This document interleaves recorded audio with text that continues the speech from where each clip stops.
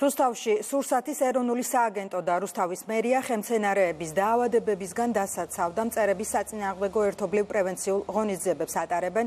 სამუშაო ჩატარდა ქალაქის ცენტრალურ პარკში. პარკი რამდენიმე დღეში მუსიკალურ ფესტივალს უმასპინძლებს. სამუშაოები დილის 5 საათიდან მიმდინარეობს ქალაქის ცენტრალურ პარკში, სადაც იგეგმება სხვადასხვა სახის ღონისძიებების ჩატარება და ისედაც წარმოადგენს დიდი შეკრების ადგილს ჩვენი მოსახლეობისა.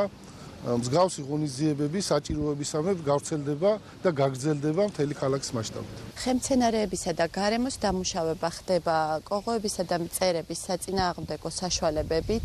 ეს მნიშვნელოვანი ნაბიჯია ადამიანების ჯანმრთელობის დასაცავად და უსაფრთხო გარემოს შესანარჩუნებლად.